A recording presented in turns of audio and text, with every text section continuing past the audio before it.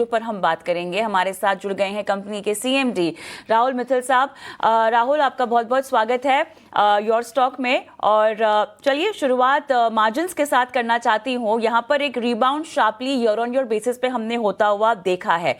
अब given the 20% top line growth guidance पूरे FY26 के लिए जो आपने रखी है, किसी भी तरह की एबिट मार्जिन्स में 21% का आंकड़ा हो रहा है, क्या हम कुछ ज्यादा ऑप्टिमिस्टिक हो रहे हैं? ये सवाल पूछने में बताइएगा। जी नमस्कार। नहीं, देखिए, जो हमने बिगनिंग ऑफ द ईयर में दो इम्पोर्टेंट गाइडेंस दी थी। एक तो हमारे कि एबिटा मार्जिन्स हम even in this competitive scenario हम कोशिश करेंगे कि एबिटा मार्जिन्स करीब 20% के रेंज में और पैट मार्जिन्स करीब 15% के रेंज में मेंटेन करेंगे। तो आपने देखा Q1 में भी हम ये मेंटेन कर पाए हैं, इससे थोड़ा ऊपर ही हैं। और हमारा फोकस यही रहेगा कि जो हमारा कोर स्ट्रेंथ कंसल्टेंसी है उसमें स्पेशली जो नीश एरिया वाले हाई कंसल्टेंसी के ऑर्डर्स हैं, हाई मार्जिन कंसल्टेंसी के ऑर्डर्स हैं, उस पे हम बिल्कुल फोकस रखेंगे सो दैट हम ये मेंटेन कर पाएंगे EBITDA margins of about 20% and PAT margins of 15%। जहां तक रेवेन्यू का जो गाइडेंस ग्रोथ था जो हमने दिया था, वो भी हम बिल्कुल कोशिश है कि उस पर बरकरार रहे।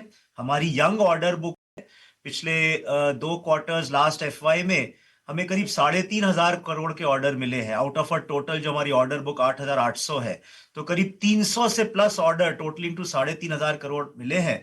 और अब इनके एग्जीक्यूशन स्टेज में अगले 2 क्वार्टर में पिकअप होगा और डेफिनेटली Q3 ऑनवर्ड्स हम एग्जीक्यूशन पे फोकस करेंगे और भी।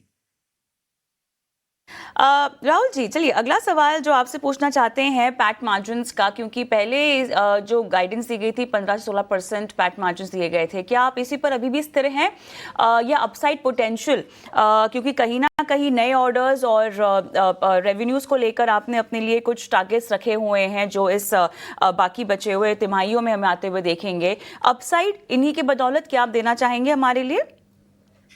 देखिए, 15 से 16% on an equalize basis annual basis पे इज व्हाट मिनिमम हम मेंटेन करेंगे किसी पर्टिकुलर क्वार्टर में। Based on the revenue mix थोड़ा सा प्लस माइनस हो सकता है, परंतु जिस तरह का हमें आज के हमारा ऑर्डर बुक अभी करीब 60% कॉम्पिटिटिव बेसिस पे मिल रहा है। बाकी भी जो है वो नॉमिनेशन है, परंतु बहुत ही टाइट मार्जिन्स पे because of the competitive scenario मिल रहा है। तो मुझे लगता है कि 15-16% बेयर मिनिमम ही हम लोग एनुअल बेसिस पे मिनिमम पैट मार्जिन मेंटेन करेंगे।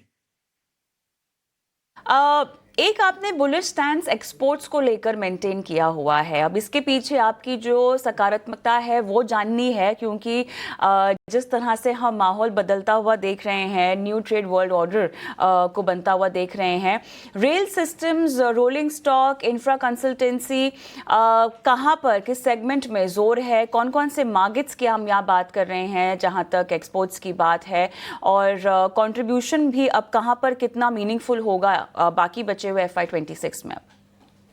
देखिए, हमारा इंटरनेशनल रेवेन्यू में दो की पोर्शन है। एक है इंफ्रास्ट्रक्चर कंसल्टेंसी और दूसरा है एक्सपोर्ट ऑफ रोलिंग स्टॉक। दोनों में हम लोग बहुत बुलिश हैं और हमें लगातार, जैसे हमने पिछले करीब 5 क्वार्टर में एक्सपोर्ट ऑफ रोलिंग स्टॉक में हर क्वार्टर में एक फ्रेश ऑर्डर लिया। और इस Q1 में भी हमने एक फ्रेश ऑर्डर पिकअप किया अफ्रीका से, साउथ अफ्रीका से। सो अब ये सब एग्जीक्यूशन के स्टेज पे है। ये अब हमें, चाहे वो एक्सपोर्ट ऑफ रोलिंग स्टॉक में हो, चाहे इंटरनेशनल प्रोजेक्ट कंसल्टेंसी में हो, ये सब रेवेन्यू में ट्रांसलेट करने शुरू हो गए ऑलरेडी। पहले दो लोकोमोटिव मोजाम्बिक के हमने जुलाई के फर्स्ट वीक में शिप आउट कर दिए हैं। तो हमें इनमें एग्जिस्टिंग ऑर्डर्स में रेवेन्यू जनरेशन शुरू हो गया है।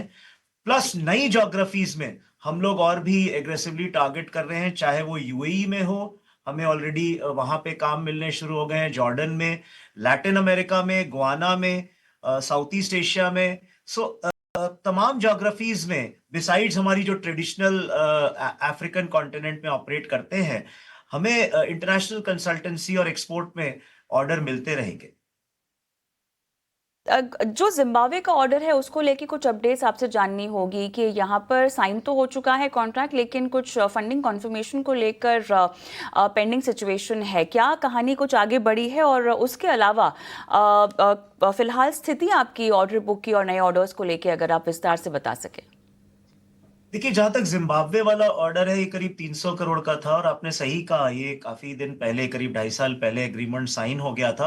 पर तो हमने इसको अपने जो एक्सपोर्ट का 1400 करोड़ का ऑर्डर बुक है उसमें जोड़ा नहीं है, क्योंकि हम बिल्कुल क्लियर है, even though agreement is signed, जब तक उसका फंडिंग फाइनल नहीं हो जाता वो हम नहीं ऐड करेंगे।